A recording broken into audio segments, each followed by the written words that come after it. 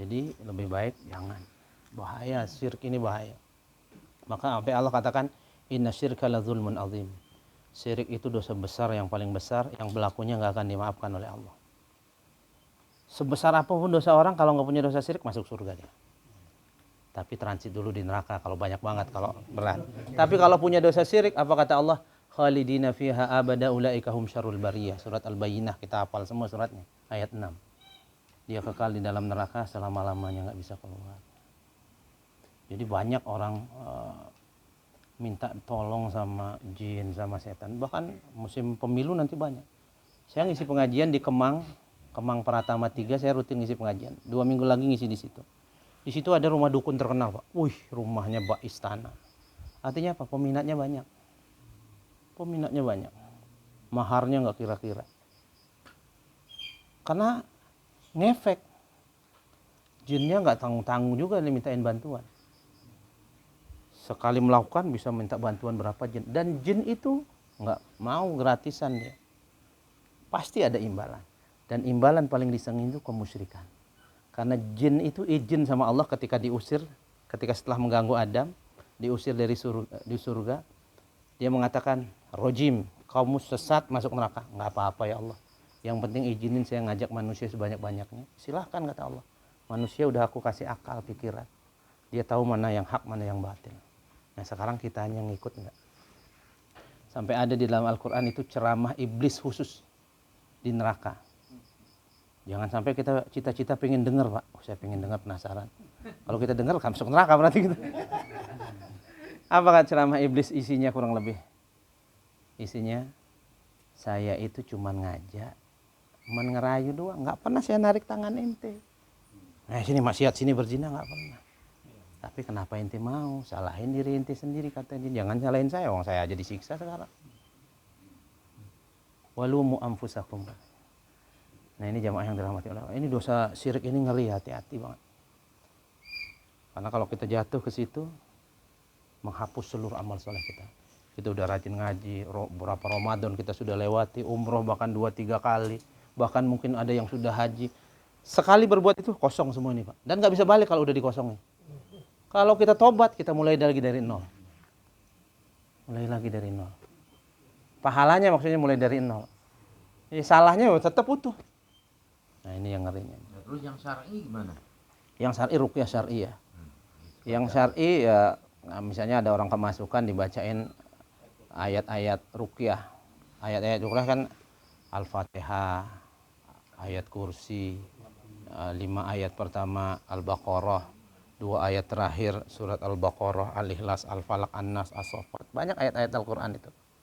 Itu dibacakan, nanti kalau dia ada gangguan dia pasti keluar, jinnya pasti berontak, nggak akan kuat. Bahkan sebetulnya kita juga tiap hari sebetulnya sudah ngeruqyah, Pak, secara tidak langsung. Siapa yang pagi harinya membaca Al-Ikhlas, Al-Falaq, An-Nas 3 kali, sorenya Al-Falaq, An-Nas 3 kali, masing-masing 3 kali. Allah jaga tuh, dari subuh kita baca sampai sore Allah jaga. Habis maghrib atau habis asar kita baca sampai pagi berikutnya Allah jaga. Itu sudah ruqyah juga. Ya cuman ada orang kadang nggak rutin baca itu, sehingga dia kemasukan mudah kena sihir, mudah kena santet. Ya mengobatinya juga dengan cara begitu. Dengan cara diruqyah. Nah kalau udah kuat jinnya yang masuk, tukang ruqyahnya juga tukang ruqyah yang benar-benar, Pak. Yang benar-benar, karena kalau kadang sekelas kita ngeruqyah juga nggak mempan. Saya pernah di Pondok Hijau itu ada orang tua murid lagi rapat di bakso kepala sapi sebelah Torik, itu kesurupan. Saya dengan almarhum Ustaz Ma'mun ke situ ngeruqyah nggak mempan. Mungkin karena iman kita kurang kuat kali. Akhirnya dipanggillah Ustadz Fadlan Garamantan Papua itu. Beliau datang, mana? Iya, cuman kan dia waktu itu pesantrennya di Pondok Hijau, sekarang kan di Setu, AFKN itu. Dia datang, mana ini? Ada sarung tangan nggak? Karena dia pengen megang perempuan ini. Akhirnya nggak ada, pakai kaos kaki. Baru baca auzubillah udah sadar, loncat udah setannya takut. Sama seperti Imam Ahmad bin Hambal. Jadi kadang yang ngeruqyah itu harus ruqyahnya juga kuat. Imam Ahmad bin Hambal diceritain, ya Imam, ada yang kesurupan nih. Saya nggak sempat nih, sendal saya bawain ke situ. Baru dibawain sendalnya, setannya udah tunggang langgang. Bukan karena sendal ini, Pak. Karena yang punya sendal itu dia ruqyahnya luar biasa. Lo kita bawain apa? Ketawa saya. Kita ngaji lah, apalan juga gua katanya. Nah, ini repotnya. Ya karena penting ruhiyah ini. Ruhiyah itu penting. Makanya tukang-tukang ruqyah itu karena kalau nggak kuat dia bisa anak istri keluarganya diserang juga. Jin kan nggak ini dia nggak mau biasa-biasa aja. Makanya kalau ada pengobatan-pengobatan agak-agak nggak jelas apalagi punya itu nanti kalau itu nggak diberesin Pak, apa yang orang itu sakaratul mautnya susah.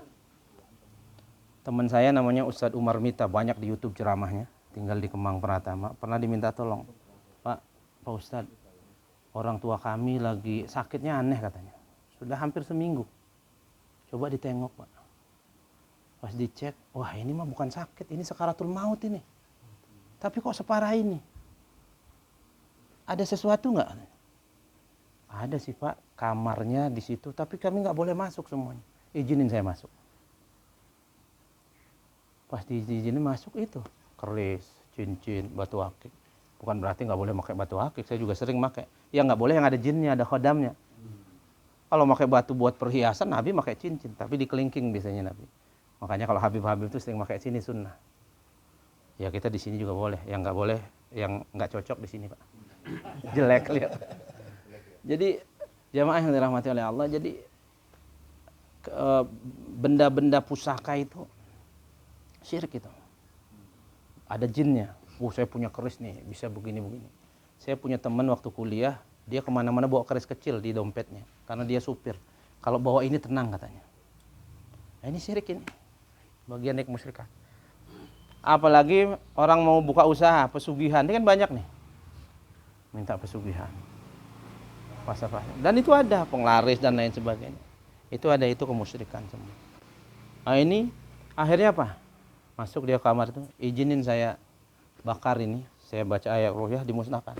Setelah dimusnahkan langsung wafat orang itu. Jadi dosa syirik ini, jadi ada dua orang kalau sakaratul mautnya susah, biasanya dosa ini nggak jauh-jauh, dosa durhaka sama dosa syirik. Kalau ada orang kok susah banget sakaratul mautnya, cari dulu bapak ibunya deh. Kalau bapak ibunya sudah nggak ada, kemungkinan besar dosa syirik. Kalau ini udah beres, biasanya sakaratul mautnya gampang. Dimudahkan oleh Allah Subhanahu wa taala. Allah alam. Jadi begitu-begitu udah jauh-jauhin aja. Ngeri ya. Karena sekarang bahasa yang begitu-begitu juga keren-keren, Pak. Bahasanya ikhtiar. Bahasa agama semua dipakai. Yang dipakai kan ayat katanya. Ayat juga kalau disalahgunakan, pernah lihat bayi, ada bayi anak-anak kecil kalau di kampung saya dulu ada Pak. Dikalungin kain putih, di sini diikat.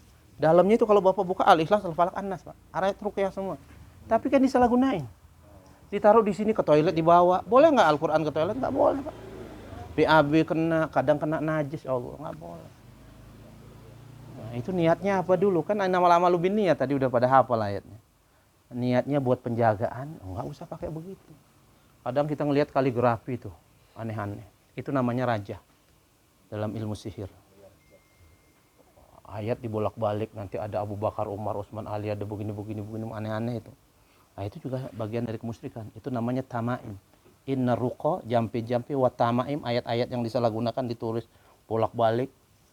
Watiwalah sirkun, sesuatu yang digantung di leher bayi, di tangannya, di kakinya. Kalau niatnya untuk yang aneh-aneh, itu perbuatan syirik.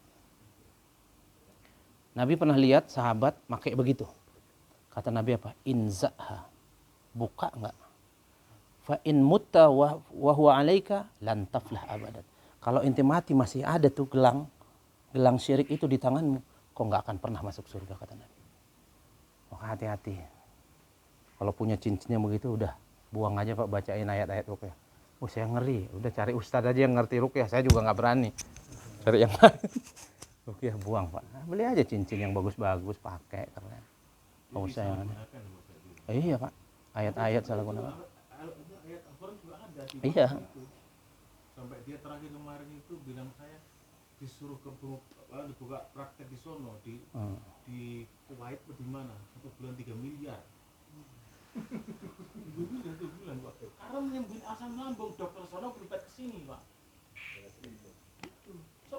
Tapi kalau memang pengobatannya nggak pakai benda-benda pusaka dia pakai herbal ya nggak ada masalah. Cuman kalau tadi kan judulnya udah jelas nih, banyak punya keris, banyak punya wah ini. Obatan herbal gitu kan. Ada juga tulisan Al-Quran benar. Cuma kok saya kok ini kok ada keris-keris segala macam. Tapi kalau kerisnya ya keris kayak Samsudin keluar keris petir ya.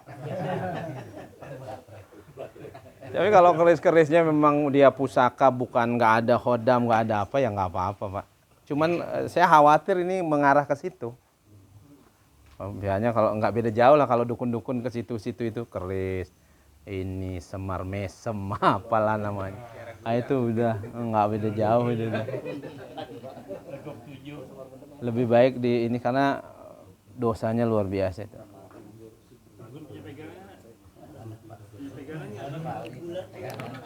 Kalau amalan-amalan yang pernah dilakukan masa muda gitu Tobat sama Allah coba. ditinggalin aja udah. Tinggalin aja. Kita kembali sama Allah. Kalau benda-bendanya nggak ada, kalau bendanya ada biasanya dimusnahkan. Bakar, bacain ayat ruqyah biasanya. Saya Pak, kali mau istirahat.